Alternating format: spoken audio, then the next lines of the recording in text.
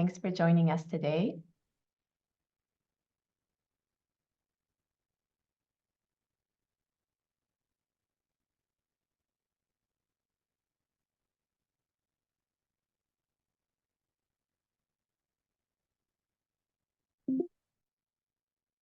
Okay, welcome everybody. It's my great pleasure here today as the director of CAnD3 to welcome you to this Lunch and Learn series. My name is Amélie Canel-Vallée, and today we will be talking in the spirit of Black History Month. We will be having a speaker talking about historical racial violence and population health. And so if you can please go to the next slide. Before we jump into the talk, I just want to acknowledge the partners that have made this this seminar series and the work that CAnD3 does possible. So you see them here, and especially I'm grateful for McGill, the host institution, and the Social Sciences and Humanities Research Council of Canada, which is funding this initiative. And going to the next slide, please. Avant tout, je veux reconnaître que l'Université McGill est sur un emplacement qui a longtemps servi de lieu de rencontre et d'échange entre les divers peuples autochtones, y compris les nations Haudenosaunee et Anishinaabe. Et la perspective de partage et de communauté qui amène ces communautés ensemble est quelque chose que nous cherchons à promouvoir et à maintenir à CAnD3. And so we are very grateful for the spirit of community that has brought us together, that is bringing us together today from across the continent to speak about these important structural inequities that are still persisting today as a function of historical colonialism and racism. And so on that, I will move on to the next slide, please. And just as a little bit of a heads up on the Q&A rules of engagement. So if you have a question, please put your question in the Q&A box. So there's two boxes, the Q&A and the chat. If you can use the Q&A box, it'll be easier for us to manage your question flow. But if it's in the chat, fear not, we'll figure it out. But please, if you can use that little icon with the two little text bubbles, that would be better. Or during the Q&A segment, please raise your hand and state your affiliation, your name, and your question to the speaker and the speakers. So turning over to the next slide, please. I will turn it over to my colleague, Miles Taylor, who will introduce our speaker today. Hi, everyone. It's great to see you. It is my great pleasure to introduce our speaker today. I'm very, very excited about our talk today. Hedwig Eugenie Lee is a James B. Duke Distinguished Professor of Sociology at Duke University. Professor Lee is broadly interested in the social determinants and consequences of population health and health disparities, with a particular focus on the role of structural racism and racial and ethnic health disparities. Professor Lee is very interested in engaging in interdisciplinary research and has published and worked with scholars across a wide range of fields, including sociology, demography, psychology, political science, public health, and medicine. So again, I'm going to join all of us in welcoming Dr. Lee today, and I'm greatly looking forward to your talk. Thanks, Annie. Well, thank you. I think that's my cue to begin, right, Miles? Get thumbs up, okay? Thank you for the opportunity to speak to all of you today about the legacies of historical racial violence and how it shapes population health and well-being. I think you'll notice that my title is different than the title that you saw on the sort of introduction slide, and that's because while I will be talking about population health and how we can understand the linkages between historical legacies of racial violence and health, I'm going to focus a lot of this talk on helping us to make sure we're all on the sort of same page as we think about historical legacies of racial violence, especially for those who are thinking about modeling dimensions of this, of these times in history, et cetera, to better understand contemporary health outcomes. I wanted to also note that one of my co-authors is in the audience, David Rigby, who is a postdoc here at Duke University and also studies this area of research, and is also going to be here to potentially help with the Q&A with some of the questions. So thanks, David, for being here. All hard questions, you can just defer them to David, and I'll just sit here and watch. I'm just kidding. Just kidding, David.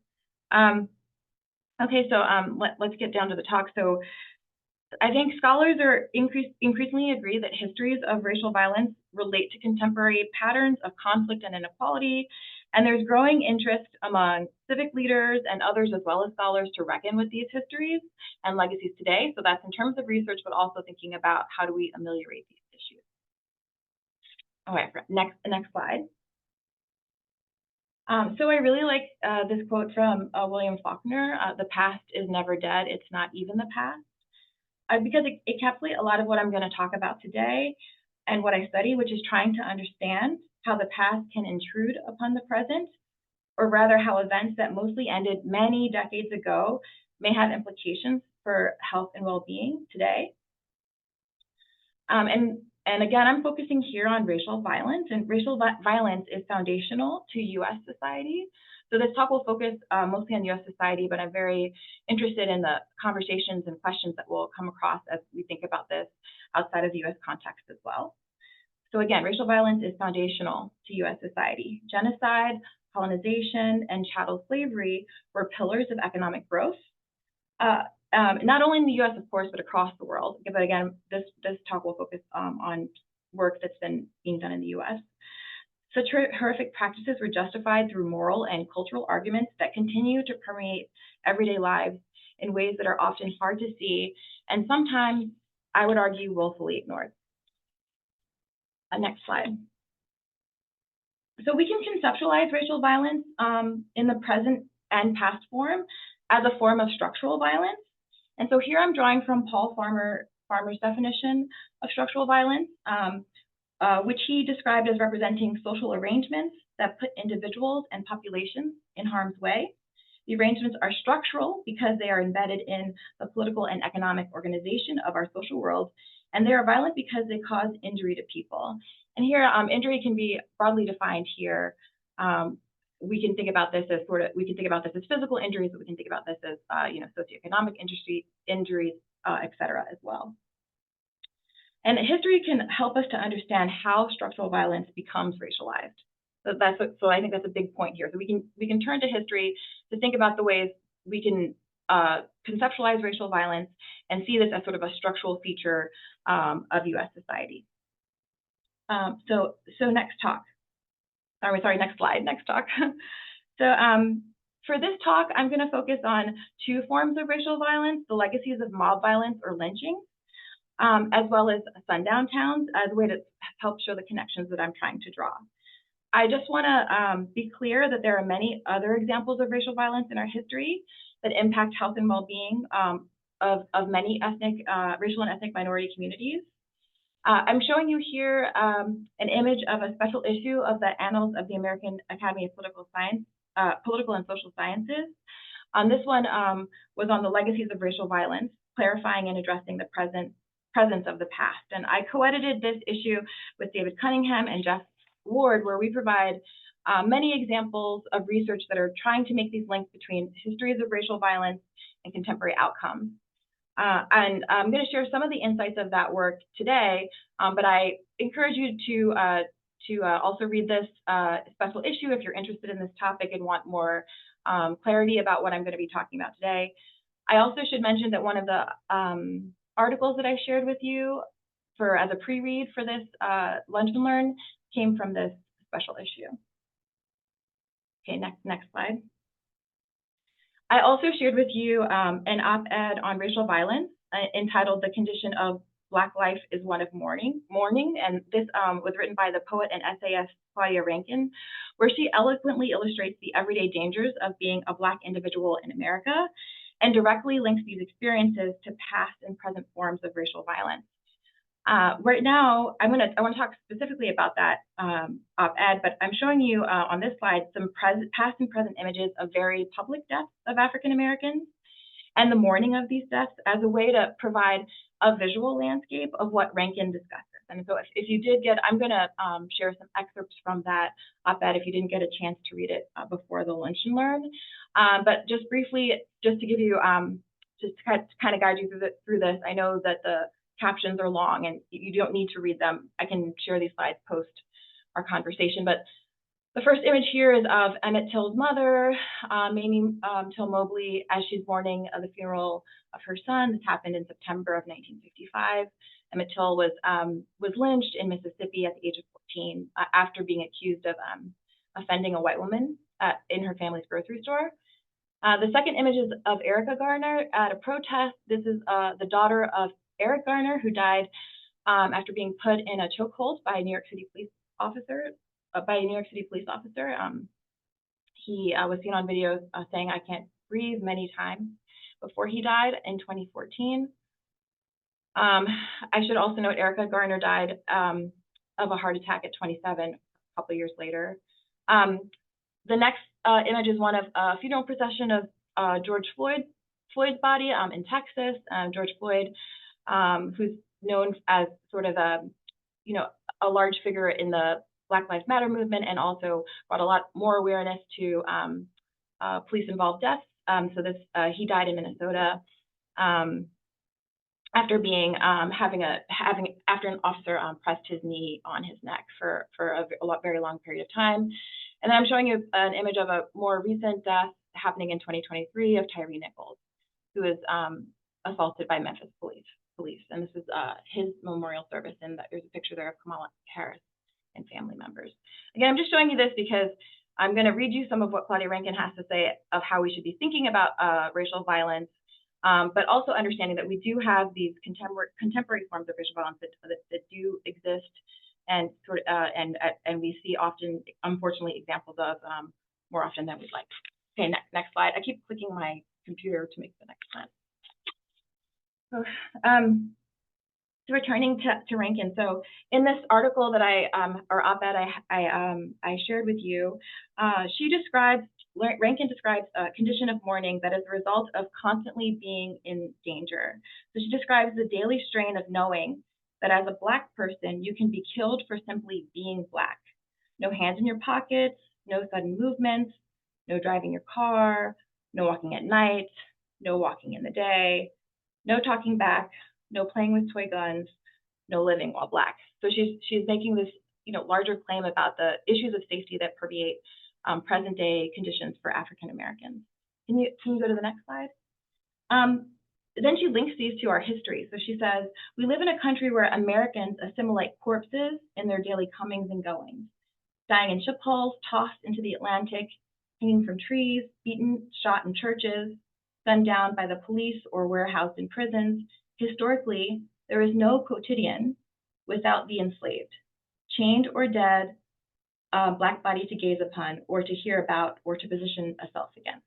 So I think Rankin's words, as well as those of many scholars of race, make clear that our history provided the foundation for present-day contexts that value white lives over Black lives, and therefore their health and well-being and their safety. And her contentions are also supported by a growing body of research. Next slide.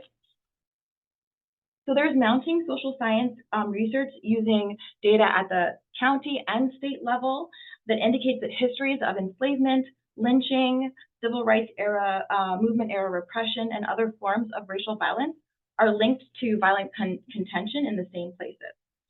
So these modern day outcomes are very diverse. I have just some of them listed here in nature, spanning the spectrum from behaviors of individuals like murders to the behaviors of local police jurisdictions, like the enforcement of federal hate crime laws, and also to the behaviors of states. So death penalty policy support, for example.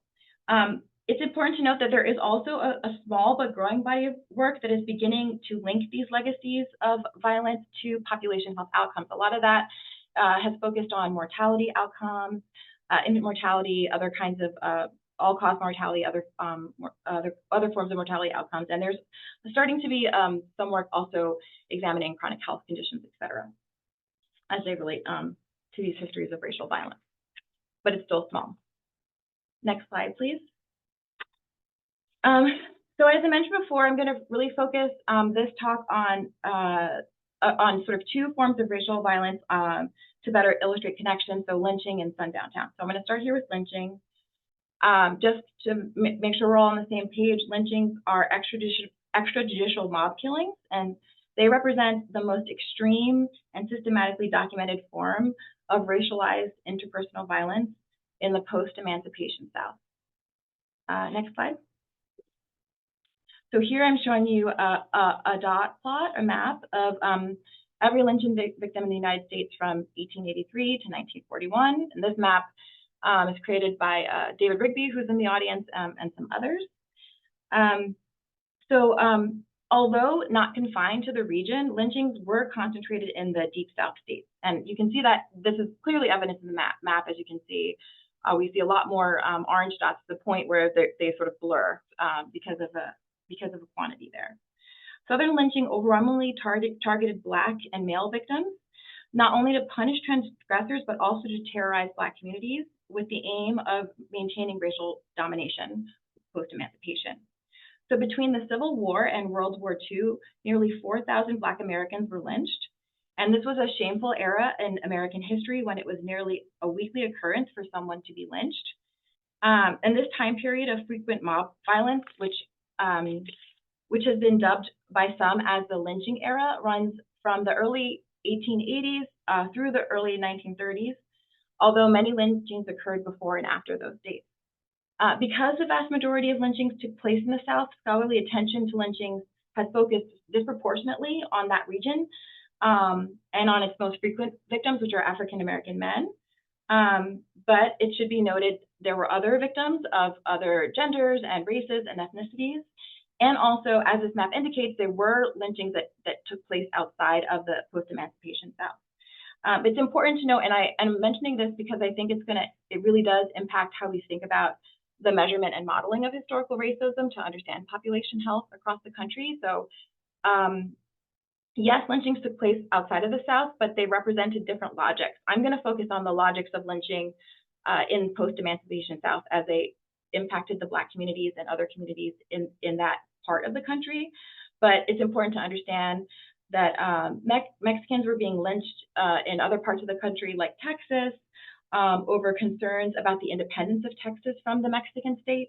There were also white individuals who were lynched throughout the West who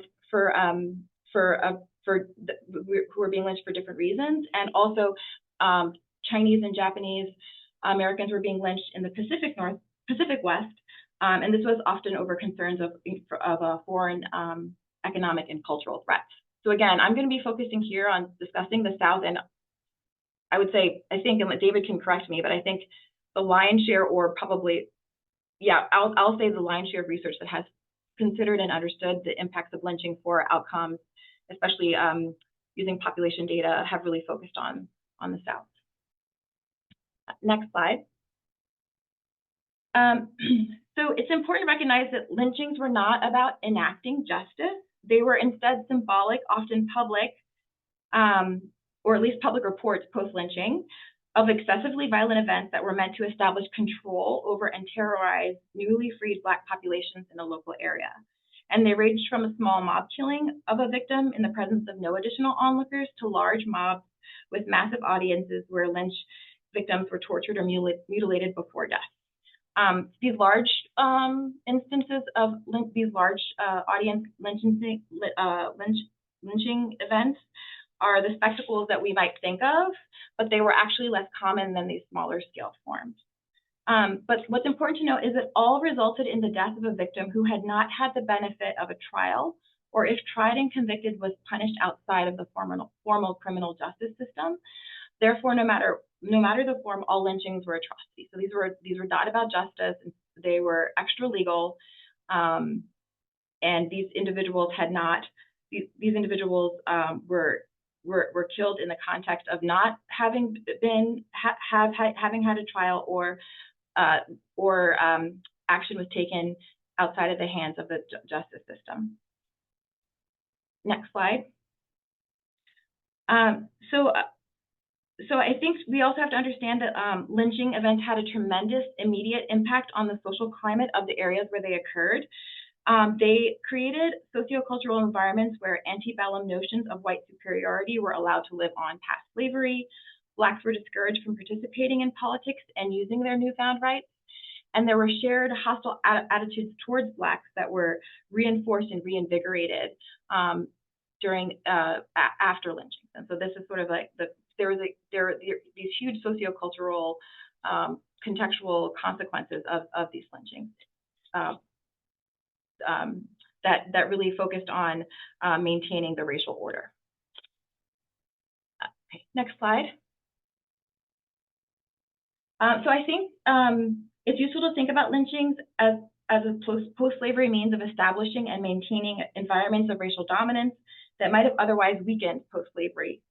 And though lynching events largely disappeared after the mid-20th century, the racialized socio-cultural environments that were created still persist today. And so as I showed in that prior slide, showing sort of what work has been done before, we know that lynching events, at least from empirical work that has tried to examine associations between lynching events and current contemporary outcomes, that places that have had higher rates of lynchings in the past currently display higher levels of anti-Black attitudes, higher levels of violence, higher support for the death penalty, et cetera. So the consequences are ones that are racialized, so sort of racialized attitudes, but also consequences in even terms of the context of violence, et cetera, that are maintained in those areas. And I'm not going to go through specific lynching studies because I want to focus on sundown towns for specific examples, but I'm happy to talk more about what those papers are saying and what they mean in the context of the racial violence research. But I also want to make sure that we understand that lynchings are just one way to measure racial violence. It's the one we often think about, but it's just one way. And again, a lot of it is relegated to southern states. So it leaves out other forms of racial violence that are occurring in other geographic places and spaces concurrently and pre and post that time. Okay, so next slide. So here I'm showing you a sign about sundown towns. And so this one says, "Stranger, don't let the sun go down on you here." And I'll explain what that means. So I want to talk to you today about an understudied form of racial violence and social control. That's sundown towns.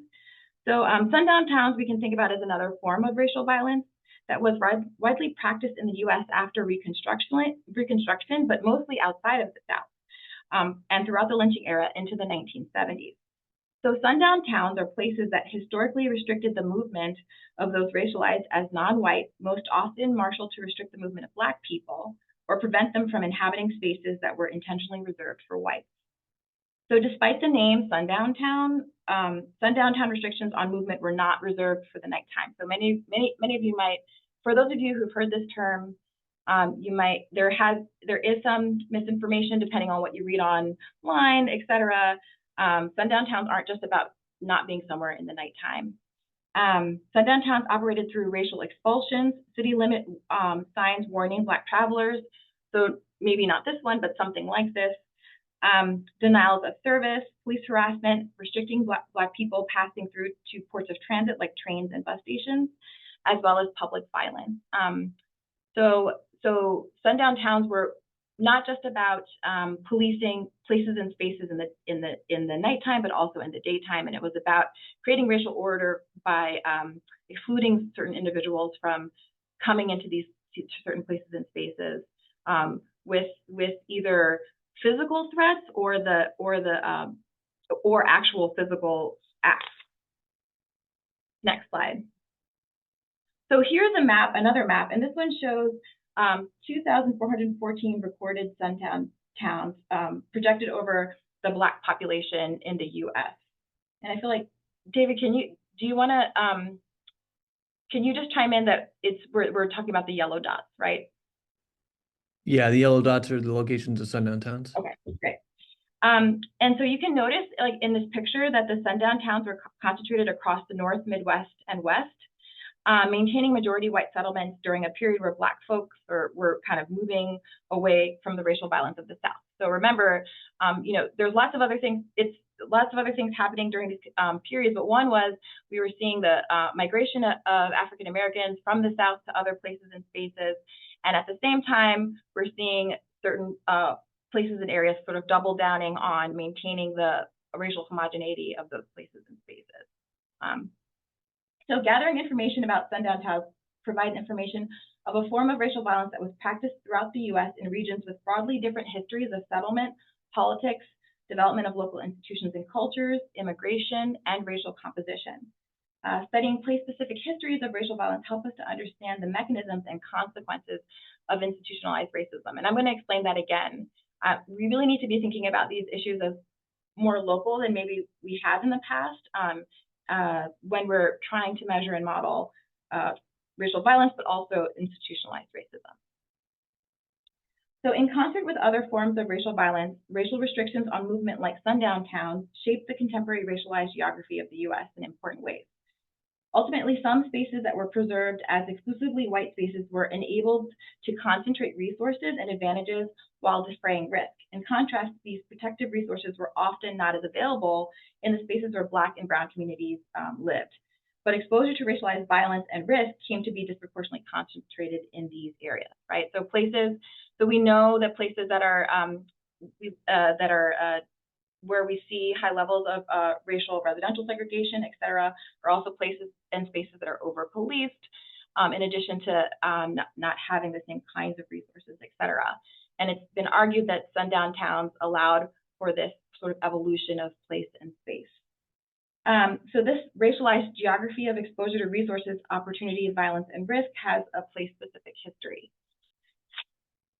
So next slide.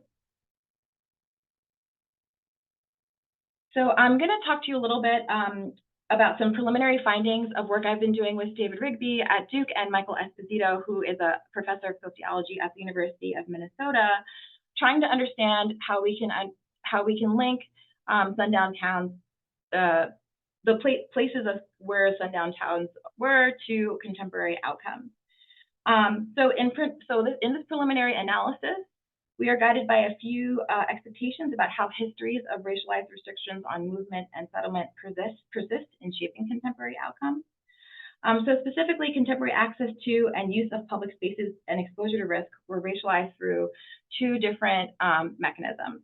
The first is through a segregationist historical pathway where, partly due to these historical exclusionary practices, Black people are less likely to be concentrated near or in towns that were once sundown towns, and thus have less routine access to these areas. So the map on the previous slide shows some of this evidence. So can we go back to the slide before? So as I mentioned before, this is a map showing the sundown towns, which are the yellow dots. But this is overlaid over the African American population, right? And so as we can see, sundown towns are in white majority spaces, right? We're not seeing as many in the spaces where we would have seen, or where there were lots of lynchings, for example, right? Okay, you can go back to the slide we were just on. Thanks. And the second pathway that we think you can think about, we hypothesize that sundown towns exert durable impacts on the contemporary use of public space exposure to protective resources and risk through the racialization of space. So where sundown towns crystallize, some consensus understanding of certain areas as white spaces and others as Black spaces evolved. So in this way, there was sort of durable consequences about how people navigate those spaces today, right? So again, we can think about, as we talked about before with lynchings, we talked about the ways in which, or I talked about the ways in which research suggests that this extremely violent form of racial domination and control leads to sort of contemporary sociocultural context of violence, anti-Black attitudes, and behaviors in some cases that sort of are the legacies of those those lynchings. Similarly, we can think about the ways in which sundown towns have created spatial contexts where we are socialized to understand certain spaces as being white spaces and certain spaces as being Black spaces. There's lots of ethnographic work, especially this at even more local levels, but if we could think about the work of people like Eli Anderson, et cetera, to suggest that these ideas about white and Black spaces are real in terms of the ways in which people who live in those communities understand places to be. Other ethnographies have also suggested that when talking to individuals about where they can go and where they don't go, these ideas about Black and white spaces persist. If you're familiar with the green books that were created in the past for African American travelers to know where to go and not to go, sundown towns were listed in those places and spaces. So there's sort of historical memory of these kinds of this context. Okay, so I'm going to give you some, what we think is these are very preliminary empirical findings to sort of support these contentions. So can we go to the next slide? Also, can I know what's our time? How much more time do we have? You can go, we're at 30, so you can go ahead for another 15 minutes. Okay, great. 10, 15. Okay, I'll try to do the 10 so that we'll have time for chatting. Okay, so I want to begin here with an analysis about how sundown town history shaped contemporary access to an important public health resource, public parks. So I'm using data from SafeGraph. I'm happy to talk more about the SafeGraph data for those of you who are interested. So briefly, SafeGraph data is cell phone location data at the census block group level, and we're using monthly data from 2019. And again, I'll happy to talk more about the ins and outs, or David will, about the complexities, the many great things about using SafeGraph data, and also the challenges of using SafeGraph data for those of you who are not aware of the data. So this figure here shows the predicted visits per 1,000 block group residents from a hypothetical block to a hypothetical park site throughout the course of a year. This is according to our multi-level count model. And these results are averaged across the entire country. So the panel on the left, that's the one with the, I guess I would say, pink line, pinkish coral line, shows a model predicting visits in 2019 from a predominantly Black census block group to a park in an area that does not have a sundown town history. And then the panel on the right shows park visits, visitation behavior throughout the year from predominantly Black communities to a hypothetical park that was located within the bounds of a former sundown town. So we can see here there's a pretty stark difference. Across all months, it appears as if Black communities are sending visitors to parks that are located within former sundown town boundaries at significantly lower rates than they are to parks located in areas that are free from this particular historical context. So again, this is just sort of preliminary data to suggest that we do see racial differences in park usage based on sundown town histories. And again, I know some of the language seems a little, sending visitors to, seems a little bit abstract, but that's based on how we must interpret cell phone usage data, but I can explain that more later. But I think the larger point here is we're seeing racialized differences in uses of park space based on the histories that I mentioned before. Okay, next slide. Oh, actually, can we go back? Because I just have one other thing I wanted to know. See, this is what happens when you don't have control of the slides. Again, so we think this sort of aligns with the racialization of space hypothesis that I mentioned before. Again, there are lots of questions here. I'm going to pose them now, and then we can revisit them if we want to. Like what exact actors or institutions are maintaining these durable effects over time? Maybe this is a place where we plan to also test the role of law enforcement to see how that might be impacting the usage of these places and spaces.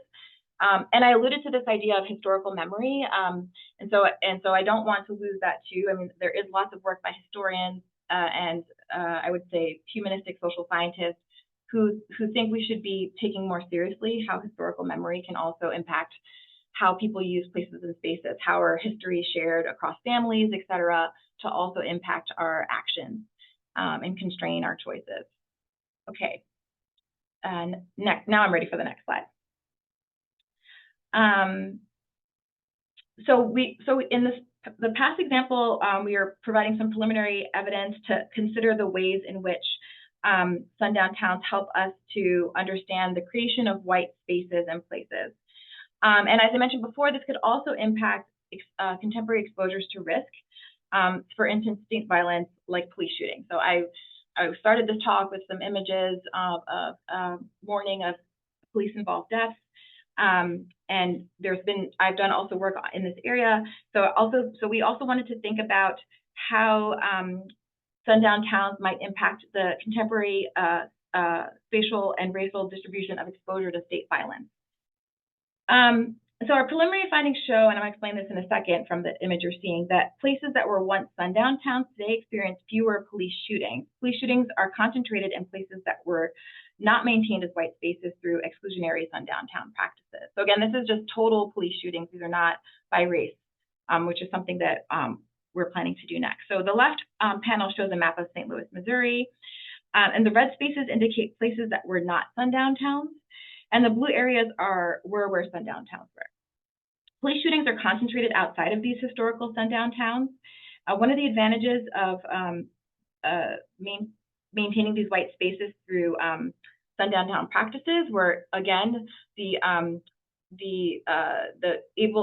ability to not hoard, but to maintain resources, and the relative lack of police violence and other forms of violence in those spaces.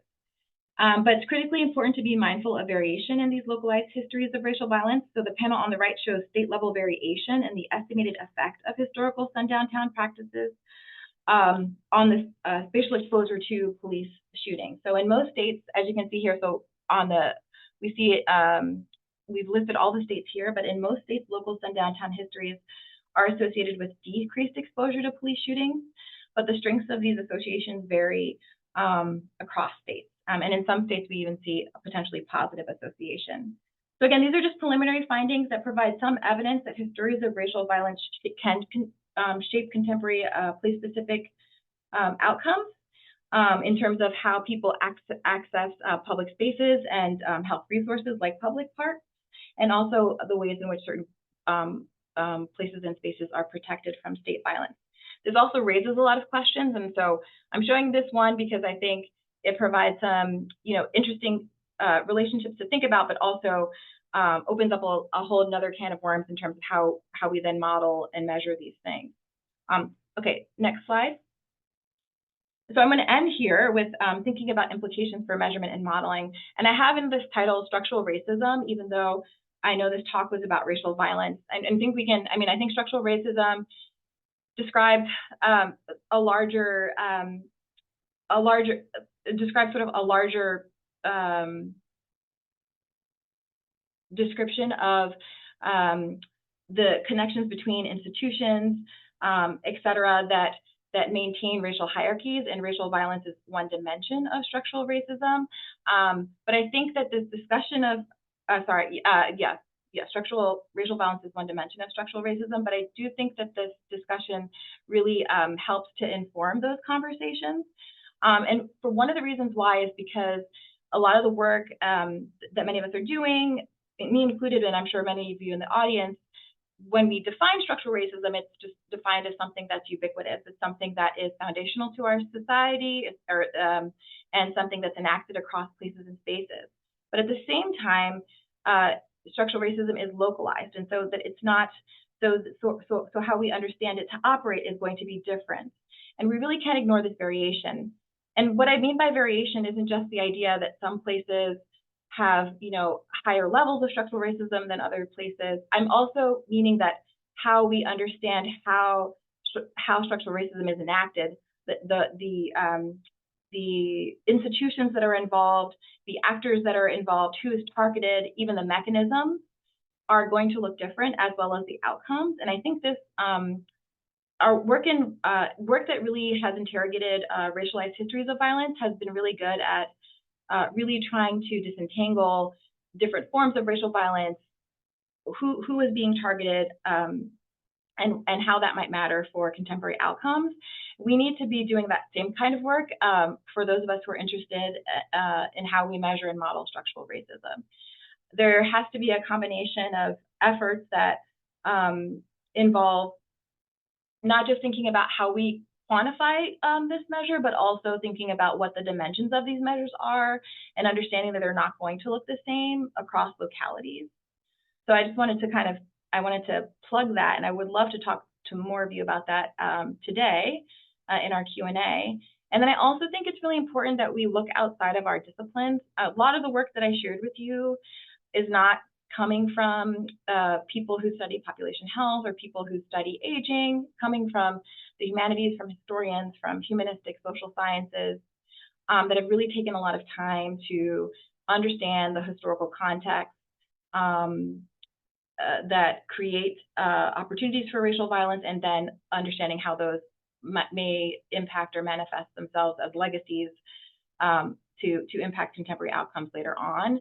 And I think we need to be doing the work of understanding that research, incorporating it in meaningful ways into our measurement and modeling practices, if we really want to do the work of understanding structural racism in ways that are going to improve outcomes. Okay, so I'll stop there, and thank you for listening to me. Hopefully it sounded okay, and interested in hearing your questions. Thanks so much, Hetty. Okay, great. So now we'll turn over to Q&A portion. I've got both a Q&A tab open here on my computer. You can drop a question in that, or I believe also you can raise your hand and ask Dr. Lee a question kind of as we go.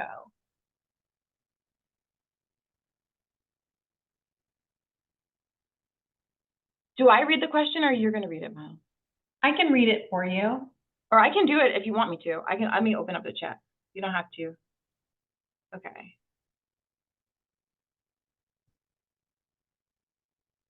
I guess I can start us off. Yeah, I don't think there's a question. Okay. I can start us off. I'm really curious about sundown towns, because this is, I mean, personally, I mean, I've read, you know, on the police violence, the historical, you know, legacies of violence, especially lynching, Tuskegee, like some of these other things. But I'm curious about the sundown towns, especially because you had some potentially counterintuitive findings about correlations with current police shootings. And I think too, like the park usage, that's really fascinating. So I think one thing I was curious about was the urban versus rural placement of the sundown towns, and whether, you know, that was kind of what your conjecture is on how that might play into some of your findings. Yeah, so can I answer the first one, I think, and then you might have to repeat the other one just to make sure I have it, because I wasn't writing, I should have been writing it down. No, it's okay.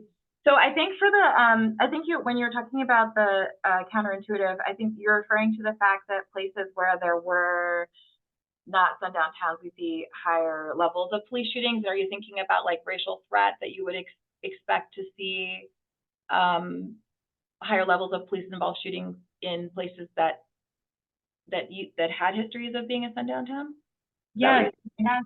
But I mean, I guess there's also this, like, maybe there's just been a flight of minorities out of these spaces. And so, right. And so there might be just no shootings because there's no representation. There's very little representation. Yeah. So, I mean, I think, yeah, I think like, again, this is just very preliminary. So I think there's lots of other sort of intervening explanations that we should test. But I think the larger argument is the idea that places and spaces that are under-resourced are more heavily policed. And even if we think about sort of the most high-profile police-involved shootings, they're mostly occurring in like highly segregated neighborhoods. And so if we're thinking about spaces that have maintained their ability to be white spaces, these are also going to be spaces that are going to be less heavily policed, that are going to have less likelihood of needing police involvement, even if we were thinking about which these things can be adjusted for with things like homicide rates, for example, or levels of crime and violence. So that's how we're thinking about it. But I do think it will be interesting to see how this might play out in terms of race-specific police, like looking at police-involved deaths that are race-specific. I don't know. Do you want to add anything to that, David? To that, you have to undo your. Yeah. Great presentation. Great question. One thing to note is that a lot of the places that are now most densely concentrated, right? There's been so much change in the racial composition and the population since these sundown practices were instituted. So we have some notably incomplete indication and evidence that these places used to have sundown town restrictions, and now what the composition of who's living there currently, and thus who is subject to risk has changed. So in some of the more densely populated areas, we're seeing findings that indicate that maybe the signal is the direction of the effect is changing. But we're also working on a project right now to look at how these places are policed. You know, police shootings are a very rare outcome, but we're looking at some of the places where we can get data on police stops, for instance, looking at whether in these places where there's boundaries from heavily white historical sundown towns to, you know, areas that have a higher concentration of racial and ethnic minorities, is policing indicating trying to protect these boundaries, right? And then that Miles, go ahead. Yeah. was the other part of my question was, David, you already touched on it too, was just this urban rural, like how to account for that. Does it matter? Especially like I was thinking of the park usage, but it's both, I'm sure. Yeah, I mean, in terms of like the concentration of parks in urban versus rural spaces and places. Yeah. Did you want to comment on that, David, either? I'm trying to think if we're like in terms of like descriptively, if that's even the case. Yeah, so we're in modeling, we have been dealing with this issue that, like, I think there's two things happening. One is that these histories of racialized restrictions on mobility, I mean, had the effect of creating this broad spatial, racial geography where, racial and ethnic minorities didn't move to those areas. And so in the case of parks, there's areas where these parks are concentrated in places that are relatively sparsely populated, but, and almost entirely white today because of genocide and these racial restrictions. And so we see that there just aren't hardly any racial or ethnic minorities that are utilizing those parks. And so there's this kind of segregation historical pathway that is shaping where people live even today, although there's been a lot of recent internal migration and change. And then there's this other pathway where there's in spaces where there is racial diversity, there is this crystallization of kind of a historical understanding of which places have been and historically protected as white and maintained for the use of whites. And so today, through collective memory and institutions like policing, these places have differentially developed these practices that maintain these inequalities. I think the other thing, Miles, I mean, well, two other things too, is one is trying to exploit some of the variation about places and spaces that are adjacent to each other. So trying to use some of that where places are more racially diverse, but they're near these near places that used to be sundown towns that are less, so that we can, and parks that sort of reside at those intersections and how those are used. Actually, this came about because of thinking about that way, about that kind of work. Why is it that certain parks look one way and others don't, that are very close, that are very proximate to each other?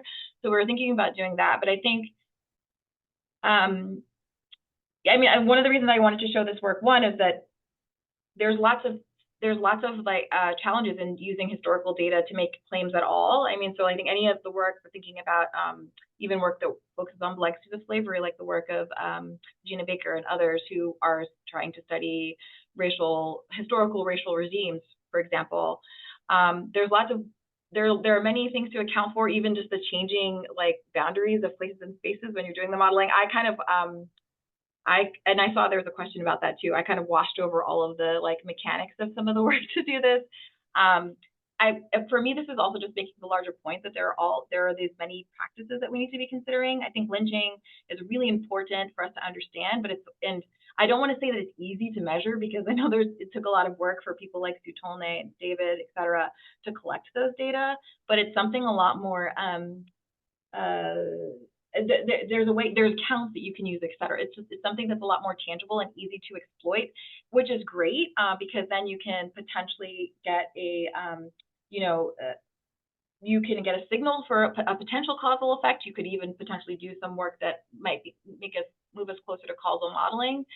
But it's not the only thing that was happening, and so it might be the most convenient measure to use. But is it actually capturing the things that we need to capture to understand what's going on in places when all these places had unique histories. I mean, I think it's a question for like how we think about structural racism too, right? It's like, is this like a one size fits all model? And if it's not, then what does that mean for us in terms of modeling things? Especially thinking, I mean, I don't know, even thinking about, you know, work focusing on aging populations and even just recollections of the past, thinking of like life course histories, things just look very different. It's not, it's just racial domination.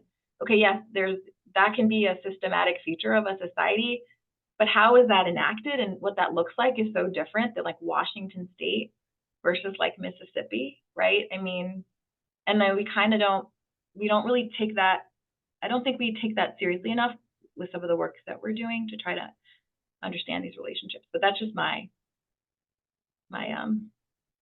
2 cents. I want to make sure that we give some time to some of the questions that have come in. Okay. There were kind of a good 2-part question from Reagan and then from Meg. One is just this question about the StatCraft data and open source pros and cons. And then Meg had a similar question about the data complications. So maybe that's a good question.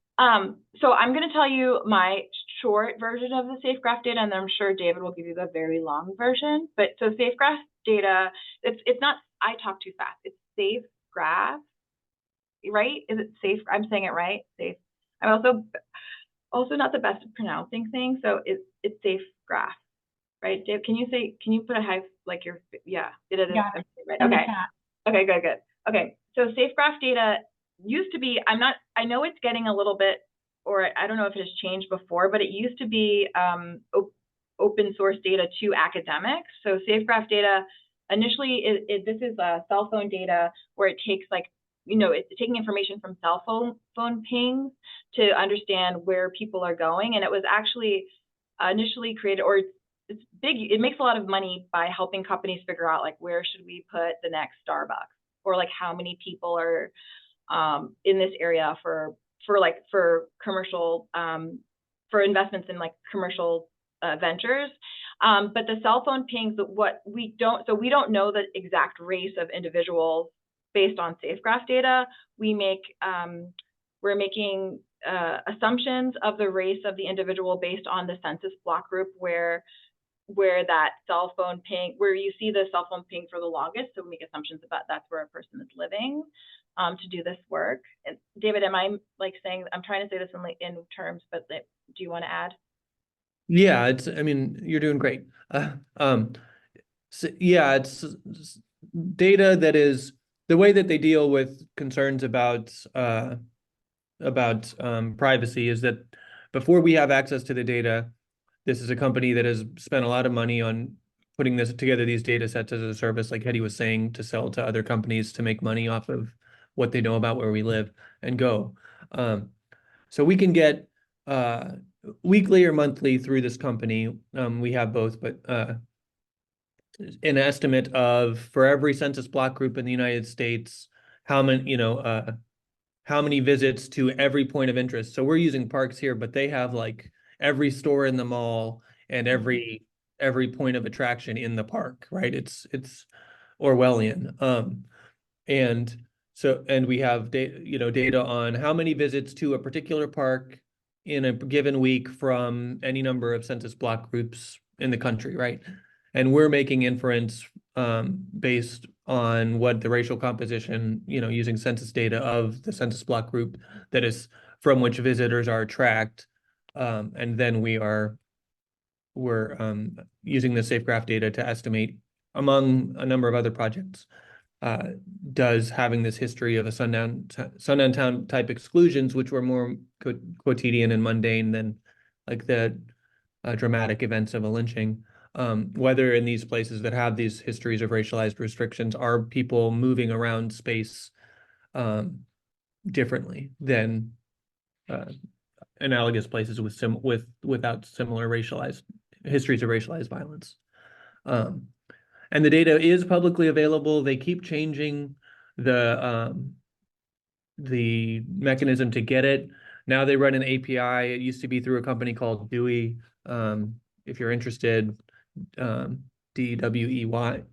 And they'll make some version of it available for free. If you want to have your pick of the data, then I think you have to spend a couple $1,000s a year. It's, but every month they change their policies. So if you wait another month, maybe you'll have better luck than we did. Yeah, it is. It's definitely it's definitely challenging to use these data, but it does change rapidly access to the data. But I do think for those of you who are interested in thinking about these more, everyday behaviors and actions, it can be useful to use as an outcome or predictor in your models. Is that helpful? Does that answer the question about the complexity of it? I hope. If not, please follow up in the Q&A. I see Chris wants to know about the measurement of structural racism. It seems like it would be a very large number of dimensions, and it would be the kind of concept where all those dimensions could be reduced to a single or more limited number of indices. Yeah, so there's lots of really great work trying to capture measures of structural racism using indices. And so I think even I'm thinking of people even in Miles's department, like Patricia Homan worked with Tyson Brown on this topic, for example. And I think and there's other indices, there's like lots of people that are trying to create indices that are kind of trying to deal with the multi-dimensionality of is that a word? The multiple dimensions of structural racism, and I think it's really important work. And I do think that there is some work trying to think about ways that we can sort of reduce these into like kind of more sort of like streamlined measures that we can then compare across places and spaces. And it's definitely something that we should be doing. But in addition to that, I think we need to be thinking a little bit about the nuance, right? Because again, as I'm saying to you before, we're like, even if you're thinking about an index, like let's say that we want to include the index another index of historical racial violence, like what's that going to actually mean, right? Because if you have like all the lynchings were mostly in the South, right? And then also the people who were experiencing those lynchings were Black populations. I told you earlier in the talk that lynchings occurring outside of the South, like places like the West, were impacting Asian populations, right? So I think we just have to kind of think about what does that mean when we do that. So we get sort of we do garner meaning from that, but it can't be the only way, because we might then I think trying to understand and get at some of the counterintuitive results that are coming from the index work would benefit from having other ways of kind of like understanding how structural racism is operating. So I don't know if I answered your question, Chris. But I think, yes, we should do that, and people are doing that. There's some great work, but there's other work that needs to be done as well that's really taking seriously some of these nuances. And it's not just for historical racial violence. This is kind of for when we're thinking about lots of other kinds of measures too. There's places, I mean, it kind of goes back to Miles's question too about thinking about like how we can even understand park usage without like thinking about the contemporary racial context, right? So places and spaces where there's going to be more like anti-immigration sentiment versus anti-Black sentiment, right? So these are kinds of things we need to be thinking about when we make, or at least as we interpret those indices, and also as we think about ways to improve upon them for future analysis. I don't know, David, did you want to add anything to that? I know you always talk about like how like when we think about lynching. Oh no, you did a great job. Thank you. I don't have anything to add. Okay. So I think I've got one more question from Meg, but Meg's going to be in the Meet the Speakers afterwards with you. Okay. So I think we may just shift over to wrapping up, and I'll let Emily finish out our bookend slides. Thank you. So first of all, this is the end of the public section of our lecture, our Lunch and Learn, and I just want to finish by thanking you to you, the audience, for joining us during your lunch, and thank you, Hedy and David, certainly for for the compelling talk and the reminder of these that we carry these historical legacies still to the day, and they may come in a somewhat more invisible ways. And I think that was a very, very stark reminder of the work that is ahead still for many of us, and how it resonates also for be sure in the Canadian context. And so, if you like this talk and you want to learn more about how sociology, demography intersects with other disciplines, please join us next month. You can, snap the QR code here and sign up for a newsletter to be sure to never miss one of our sessions, our monthly sessions. So next month, March 13, we will be welcoming Jennifer Beam Dowd from University of Oxford, also a partner in our CAnD3, who will be telling us about the work that they conducted, a lot of the work that they conducted over there on demography, data-driven decision during the COVID-19 pandemic, and the work that she did herself with the Nerdy Girls movement, I guess, or social media. Don't know what to call it. Oh, and sorry, I just had a moment seeing the translation. That's interesting.